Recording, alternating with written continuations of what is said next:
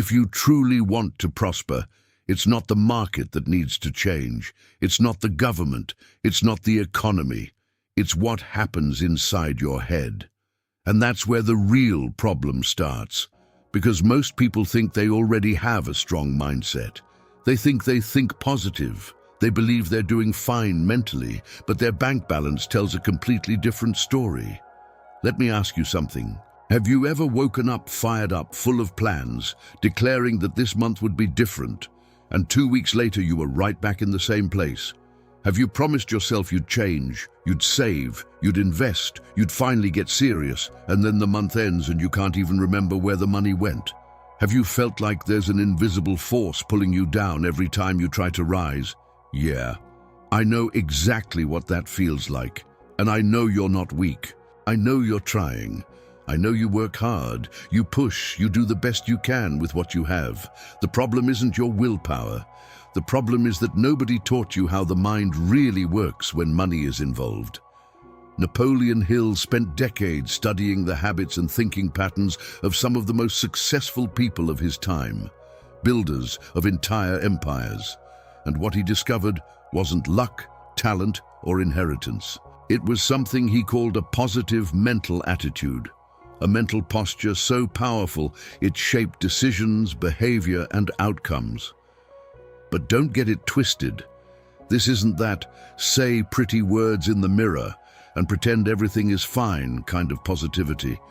Real positive mental attitude is a mental technology. It trains your brain to see opportunities where others only see obstacles. It moves you to act when others freeze. It teaches you to persist when others quit. Here's what almost nobody understands. Most people are running the opposite program, a quiet, constant, negative mental attitude, and they don't even realize it. They call it realism. They call it being careful. They call it being down to earth. But underneath, it's a poverty program running in the background, sabotaging every decision, every attempt, every dream. How many times have you told yourself you weren't born to be wealthy? How many times have you thought money isn't for people like you? How often have you looked at someone prosperous and assumed they must have cheated the system because no one gets rich honestly?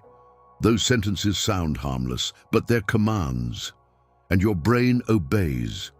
Stay with me, because what you're about to learn can rewire how you think about money, prosperity, and what's actually possible for your life. If you felt seen by any of this, type 2 words in the comments, I relate. I want to know I'm speaking to the right person. Now here's the good news. If a negative mental attitude is a program, it can be replaced. If your brain has been trained to think scarcity, it can be retrained to think abundance. Not with magic, with method. And that's exactly what you're learning today. Napoleon Hill didn't pull this out of thin air. He extracted it from years of studying the richest and most effective minds of his era. And one principle he repeated again and again was this: any thought that is repeated with emotion and conviction eventually becomes physical reality. Read that again slowly. Not every thought you have, the thought you repeat, the thought you feed, the thought you charge with emotion. That thought doesn't just influence your actions, it builds your future. Andrew Carnegie, the man who commissioned Hill's research, came from poverty. He started working young, with nothing guaranteed. Yet he died as one of the wealthiest men in the world. When people asked him for the secret, he didn't start with business strategy. He didn't begin with investing or networking. He said it started with the decision to never allow defeat to live rent-free inside his mind. And this isn't just old-school business philosophy. This idea is ancient. Proverbs teaches a truth that hits like a mirror. As a man thinks in his heart, so is he. Not as he talks, not as he pretends, not as he posts online, as he thinks, quietly, internally, when nobody is watching. What you consistently imagine about yourself becomes the shape of your life. Even modern neuroscience points in the same direction. Your brain has a filtering system, often called the reticular activating system, that decides what you notice and what you ignore. If you program that filter with scarcity, your mind will constantly spot problems, risks, reasons to delay, reasons to quit. But when you program it with abundance, you start noticing openings that were always there. You just couldn't see them before. So today, you're going to learn 5 practical techniques to build the positive mental attitude Hill taught. Not theory, not empty motivation. Tools you can apply starting today to reprogram your mind, shift your relationship with money, and step into real prosperity. The first technique will show you how to identify and destroy limiting beliefs that sabotage you without you noticing. The second will teach you a form of autosuggestion Hill used daily. The third is about emotional visualization and why feeling comes before receiving. The fourth teaches mental environment protection, how to stop contamination. And the fifth is about decrees, the power of spoken words to shape identity and action. If this kind of content speaks to you, you're in the right place. This is Wealth Rewired, where we unlock prosperity through timeless principles and disciplined execution. Quick favor, if you want more videos like this every week, subscribe to Wealth Rewired and stay connected. You're not here by accident. This is your reset season. And if you're feeling this message right now, comment 2 words, I decree. Decree with me that your mind is being renewed starting today. Let's get practical. Technique number 1 is the foundation. Identify and destroy your limiting beliefs, the hidden scripts that quietly control your money decisions. Because your life doesn't move in the direction of what you want. It moves in the direction of what you believe is true. And most people don't realize this. You can desire wealth and still be loyal to poverty in your subconscious. You can dream big and still carry a private identity that says, people like me don't win. So here's how you expose the script. Grab a notebook or open a notes app and write this question at the top. What do I believe about money? Then answer it without editing yourself. No shame, no filters, just honesty. Write down sentences like, money is hard to make.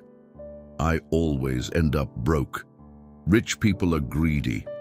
If I get more, something bad will happen. I'm not good with numbers. I'll start when I have more. Now read your list and look for patterns, because beliefs aren't just thoughts, they are instructions your mind follows automatically. If you believe money is hard to make, your brain will avoid effort, avoid risk, avoid learning. If you believe you always end up broke, you'll spend with a strange urgency, like your subconscious is trying to prove the belief true. If you believe rich people are immoral, you'll reject opportunities that could elevate you because success would feel like betrayal. And here's the part most people miss. Limiting beliefs usually aren't born from logic. They're born from emotion. A childhood moment, a family phrase, a painful experience, a humiliation, a fear. You heard, "We can't afford that," so many times that it became your religion. You watched someone fail and decided that success is dangerous. You saw money create conflict and you concluded that wealth destroys relationships. So your subconscious tries to protect you by keeping you small. But protection can become a prison. So once you identify the belief, you do one powerful thing. You challenge it. Ask yourself, is this absolutely true? Where did I learn this? Who benefits if I keep believing it? What would change if I let this go? Then you replace it with a new script that is both higher and believable. Not fantasy, not arrogance. A bridge belief that your mind can accept. Instead of money is hard to make, you install money responds to skill, value, and consistency. Instead of I always end up broke, you install I'm learning to manage and multiply what I have. Instead of I'm not good with money, you install I'm becoming financially disciplined, one decision at a time. This is how you break the sabotage cycle, because you can't out-hustle an identity that's programmed to lose. If you're ready to drop the old script, comment this: I choose discipline. One sentence, one declaration. Let your mind hear you choose a new path. Technique number 2 is where the reprogramming becomes real. Autosuggestion, installing a new identity through repetition, emotion, and timing. Napoleon Hill was extremely specific about this. He taught that there are 2 moments in the day when your subconscious is most receptive. Right after you wake up and right before you fall asleep. In those windows, the barrier between the conscious mind and the subconscious mind is thinner. It's like the door is cracked open. And whatever you repeatedly speak, imagine and feel during that time sinks deeper. So here's the practical method. Twice a day, morning and night, you will repeat a personal prosperity statement out loud. Not in your head, out loud. Because spoken words carry weight. They give shape to intention. They train your nervous system to obey a new command. But it can't be a generic line like, "I am rich." Your subconscious will reject what it can't believe. Your statement needs to be written in the present tense, with clarity, and with a focus on identity, plus behavior, plus direction. Use this structure. Identity, who you are becoming, behavior, what you do consistently. Outcome, what that creates over time. Here are examples you can model. I am financially disciplined. I manage my money with wisdom. I attract better opportunities, and I multiply what I earn. I am a builder. I save, invest, and grow month by month. I create stability for my future and peace in my home. I operate with abundance. I learn skills that increase my value. Money flows to me through service, consistency, and courage. Now here's the key most people skip. Emotion is the fuel. Hill taught that emotion is what turns words into commands for the subconscious. So when you speak your statement, don't rush it like a chore. Slow down, breathe. Let the words land, feel them in your chest. Let your face, posture, and voice match the reality you're choosing. Because your brain is always asking one question. Is this important? Repetition answers that. Emotion confirms it. And when you do this daily, something subtle happens. You stop seeing prosperity as a distant dream and start treating it like a standard. Your decisions shift. You hesitate less. You tolerate less chaos. You become harder to distract. You become more consistent, and consistency is what builds wealth when motivation fades. Here's your assignment for today. Write one auto-suggestion statement and keep it simple enough to repeat, strong enough to feel, and real enough to believe. Put it on your phone wallpaper. Put it where your eyes will see it. Then speak it twice a day for 7 days. No skipping, no negotiating. This is not wishful thinking. This is mental conditioning. You are training your mind to expect a new outcome, and your actions will naturally start matching that expectation. If you're doing this with me, comment, "I rewire my mind." Let's make that your new identity in public. Technique number 3 is the difference between repeating words and actually changing outcomes. Emotional visualization.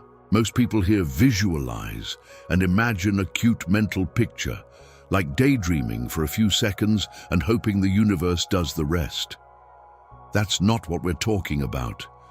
Emotional visualization is training your nervous system to live from a new reality before the results appear on paper. It's not pretending, it's rehearsal, because your body doesn't move toward what you want. It moves toward what it's been conditioned to expect. If your system expects struggle, it will subconsciously create struggle. If it expects scarcity, it will protect scarcity. But when you teach your mind to expect growth, discipline starts feeling normal, opportunity starts feeling familiar, and the old identity starts losing its grip. Here's how to do it practically. After you speak your auto-suggestion statement in the morning, you take 60 seconds, just 1 minute, and you enter the scene. You don't watch it like a movie. You live it. You feel your feet on the ground. You feel the calm in your chest. You feel the relief of stability. You see yourself checking your account and not flinching. You see yourself paying bills with peace instead of panic. You see yourself making a smart decision and not needing applause. You feel proud, not loud, not arrogant, quietly proud. And here's the rule. You must attach emotion to the image. Emotion is the signal that tells your subconscious, this matters, keep this.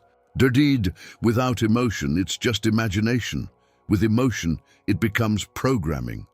This is why faith-based wisdom has always emphasized belief before evidence.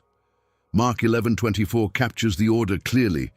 Believe you have received, and it will be yours. Not receive first, then believe. Believe first, then receive. Emotional visualization is that sequence in action. Your mind inhabiting what hasn't manifested yet, but is being built through consistent alignment. Let me tell you a story that makes this real. There was a salesman, late 30s, always in the red. Same cycle every month, stress, urgency, and then the guilt of not changing. He had heard these principles, but he wrote them off as motivational talk, until one day he decided to treat it like an experiment. 60 days, no excuses. Every morning he spoke his statement out loud. Then he visualized himself closing bigger deals, not just seeing it, feeling it. He felt the confidence in his voice. He felt the steadiness in his breathing. He felt the dignity of walking into a room without desperation. In the third month, he closed the largest contract of his career on a client who had said no 3 times before. Same client, same product, but he walked in different. His posture was different, his tone was different, his presence was different, and the client felt it. Later, he said something that hit me hard.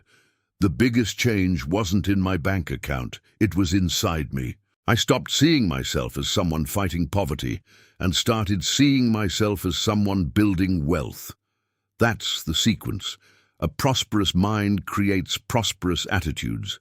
Prosperous attitudes create prosperous results. If this clicked for you, comment, I see it, I feel it. And share this with someone who's trapped in scarcity thinking but still has fire inside them. Now, technique number 4 is about protection, because it's useless to program your mind for prosperity if you let it get contaminated every single day. Hill warned that the mind is like a garden. If you don't plant on purpose, weeds grow by default. Negative news cycles, gossip, constant complaining, pessimistic voices, and fear-based conversations are seeds of scarcity. And if you keep letting those seeds in, your mind will keep producing the same harvest. There's a timeless principle here. What you repeatedly focus on becomes what you repeatedly feel, and what you repeatedly feel becomes what you repeatedly do. Scripture even frames it as mental discipline. Whatever is true, noble, right, pure, think on these things. Not because life is fake happy, but because your attention is an altar. You become what you feed. So here's the practical move. Audit your inputs. Reduce doom scrolling. Stop starting your morning with panic headlines. Limit time with people who worship problems and mock solutions. Replace that time with content that builds skill, courage, financial literacy, and emotional strength. This isn't arrogance. This is self-respect. Your future deserves a clean mental environment. And now the 5th technique, the power of decrees, spoken words. Your words are not neutral. They shape identity, and identity shapes behavior. Death and life are in the power of the tongue. Isn't poetry. It's a warning. Because every time you say, I'm always broke, you're not describing reality. You're reinforcing a blueprint. Every time you say, I'll never get ahead, you're training your mind to stop looking for ways forward. So starting today, change your language. Not to fake it, but to recode the direction. Instead of I'm broke, say, I'm rebuilding and I'm getting smarter. Instead of I don't have money, say, I'm learning to multiply what I have. Instead of I can't, say, I'm in training and I will become. Simple, yes. And that's why people ignore it. They want complexity so they can delay. But real power is basic, done daily. Now listen closely, because this is the system that ties everything together. You identify the limiting beliefs sabotaging you. You install a new identity through autosuggestion. You visualize with emotion until your nervous system expects a new outcome. You protect your environment so the program isn't constantly infected. And you decree with your words what you intend to become. That is positive mental attitude, not shallow positivity, but mental engineering. Here's your 7-day challenge. Morning and night, speak your statement. Add 1 minute of emotional visualization. Remove one major negative input and catch your words. Every time you slip into scarcity language, replace it immediately.